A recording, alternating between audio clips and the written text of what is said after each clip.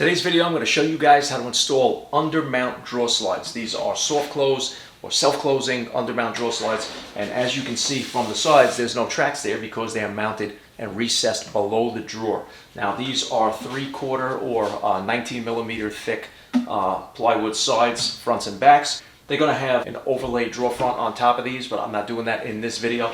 I'm just going to show you how to install these slides. Okay, so let's get started. Really quick, these are not the slides that I wanted to install on this. I wanted the Balloon True Motion. I could not find them anywhere, so I settled on these. I'll put the link in the description, but just be aware that they don't come with any instructions. I had to figure out pretty much everything on my own because the instructions that they give you on their page on Amazon are absolutely terrible. So I don't recommend these at all, but I'm gonna put them in the link so you know what not to buy. All right, guys, so this is the way these work. So you can see on the sides here, there is no track exposed. Underneath, you grab, there are two like plastic trigger pieces or arms. You squeeze those in towards the outside of the drawer, and that releases the mechanism, and then you can pull it off of the slide. And you can see right there, those slides sit recessed under the bottom of the drawer. They have these plastic clips, and those plastic clips are the teeth that grab onto the track, and this is the release mechanism. This is an adjustment from side to side. So you have to cut a notch in the back so that you can hook the drawer in there, so it's an anti-tip mechanism. All right, so to install them, they just go back onto the notch that we cut, and I'll show you how to cut that notch in just a few minutes.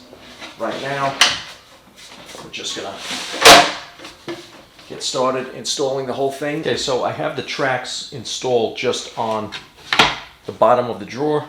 This is the rear of the drawer, and what we need to do is recess these down. I need to make a cutout here so that these sit flush on the inside of the drawer here. So what I'm going to do is, just to get the mark of where I need to cut it out, I'm going to put this on there and then butt it up against the inside of the drawer. And then I'm just going to scribe a line here. And what that's going to do is going to tell me where I need to cut down to remove that material. And since we know what the dimensions are from here down to the bottom, that's where it's going to sit. All I have to do is cut down until I get flush with the bottom, and then I can remove this piece, and then this track will sit completely recessed inside the drawer. So I'll do the same thing on this side. Put it on there, butt the track up against it, scribe a line. Okay, so I think the easiest way to do this is to use a handsaw just to go down to the bottom of the drawer. So I'm just going to put my saw on that line, gently pull back until it scribes the line for me.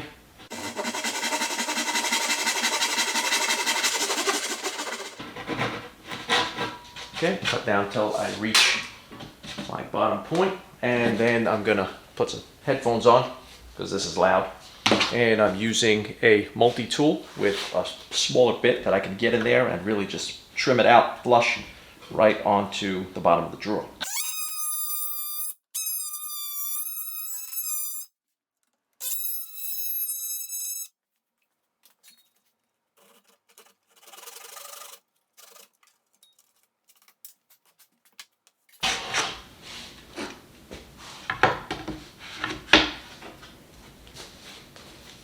So now you can see we have this tab back here. Now this tab is important because it's the anti-tip mechanism.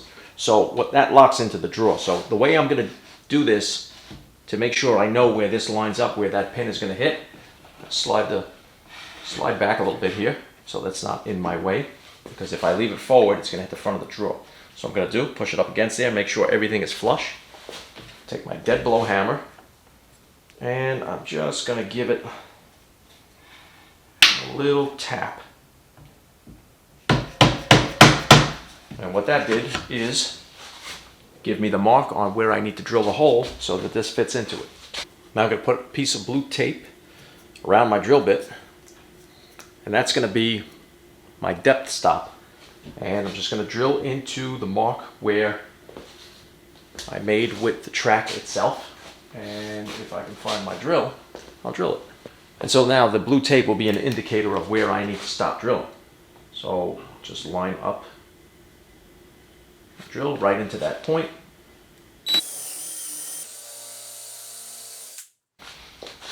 Stop right there. Put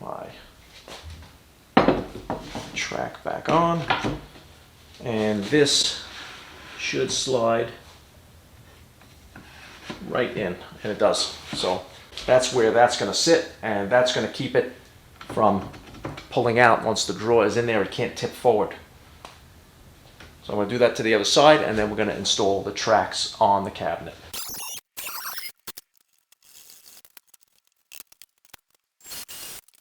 Now to install these clips. This is what releases the drawer and locks the drawer into the track. You have to install those on the front. Now remember, we just cut out the back. We made the hole for the track here to sit in the back. These clips have to be installed in the corners of the drawer like that. And so what I'm going to do is use a self-centering bit or a VIX bit. And if you don't know what that is, I'm also linking it in the description here. This is a cone-shaped, it's like a conical sleeve, and the bit is inside there. And so when you press it forward, it drills a perfectly centered hole into where you need it to be. So I'm going to use this also to install the tracks on the cabinet carcass itself. So I'm just going to place that in the hole here, and what I'm going to do is just give it a little pressure so I can hold it against the corner. Do a little pre-drilling right there.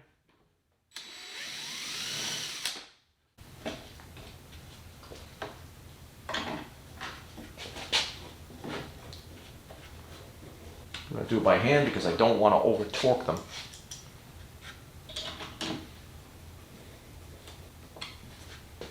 And so now this screw that's going to hold it down to the bottom. Now remember, I'm using a 1/2 inch bottom, so I'm not worried about this screw protruding.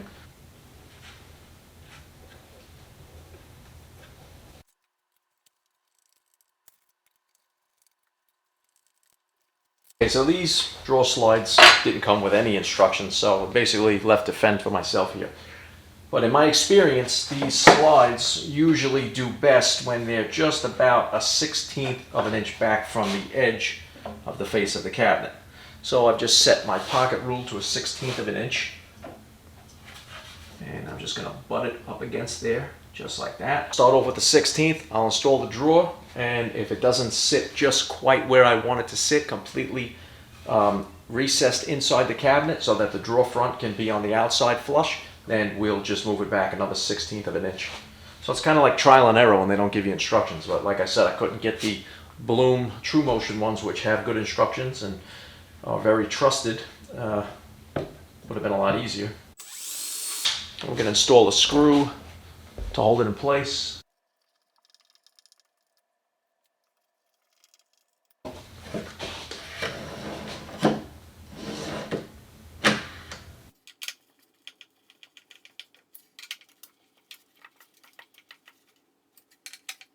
Okay, so I'm going to pull the drawer slides out.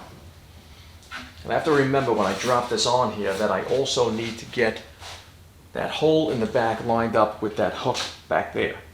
So I need to drop it on into the slots and make sure that I'm sitting on the track the way I'm supposed to be, which is recessed like that. Check this side, that's recessed. So now we just push the drawer all the way in. Give it a little push to get. Okay, now. Okay, so now the drawer slide has to be moved. What I'm going to do is measure how far back this needs to sit. So you can see here that a 1/16 of an inch is just not even close to enough. So this needs to go back about 21 millimeters from the face of the cabinet.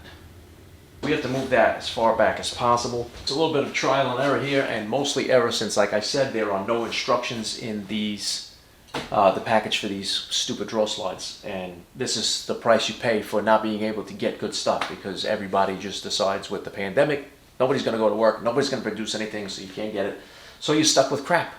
So I'm not going to recommend these slides, obviously. Yeah, they slide smooth, but it's not worth the headache.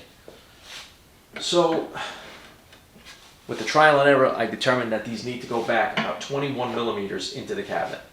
Now, any normal drawer slides would go back about a 1/16 to an 1/8 of an inch, but these are not normal drawer slides.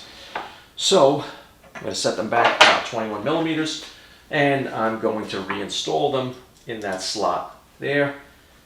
at 21 millimeters back. We're going to reinstall the drawer and we're going to try it again. Now I have them set back 21 millimeters where they should be. I'm going to reinstall the drawer and check it, and I have to make sure that not only are we sitting with the track inside the bottom of the drawer, it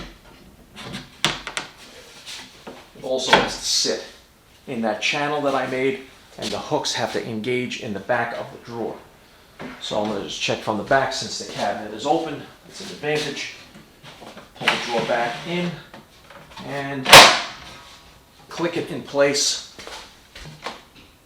Now, even at 21 millimeters back, I don't like the way this is sitting. It's too proud of the front, but let's just check the operation of the slides.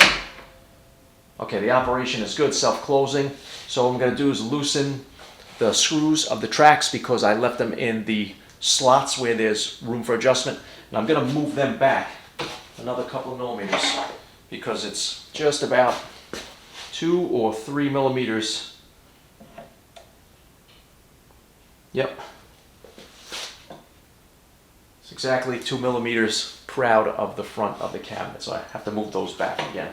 So I'm just going to loosen up the screws, slide it back, readjust it. So this way, when the drawer front, now this is not the drawer front, this is another one of the drawer parts, as you can see, but we don't want the drawer front to be sitting proud of the edge like this with any gap in between there. We want it to be sitting completely flush. And you see when I force that back, how it sits flush? Well, that's the way it's supposed to be sitting on its own. So I'm going to readjust that and we'll check it again. Okay, so now I'm going to try it again in the same manner. We'll pull the tracks out. And we're going to engage the drawer in those tracks again. There. Everything's lined up. Give the drawer a push. And now you can see we are just below flush with the edge of the cabinet. That's exactly where I wanted to be. Full extension drawer. Soft close. Glides nice. So now, when a drawer front is attached, it will pull it completely closed on the edge of that cabinet. So you won't have to worry there. So now that I have the drawer all squared up inside the cabinet on the base, I need to install the second drawer. So I'm just going to use a 1/4 inch spacer and I'm going to lay it right on top of this drawer. That's going to give me the spacing in between that I need for the next drawer up. Now, the easiest way to do this, because if I put it on here like this, and I put this here, and I get my pocket rule, bring it forward. Once I let it go and get the screw, it wants to tip. So I'm not going to work against gravity. I'm going to work with gravity. So what I'm going to do is put these aside here. I'm going to do this side first. Just going to tip the cabinet. Take my spacer. Spacer goes in there just like that.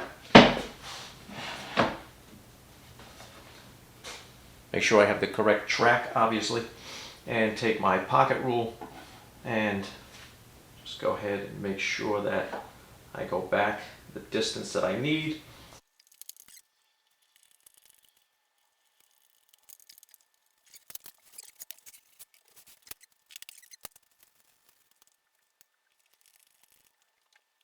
Okay, now I'm going to install the drawer in the same method that I did before, utilizing the slots that I cut, making sure they sit completely on there.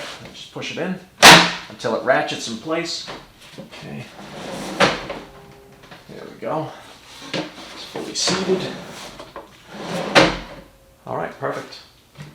And we are done.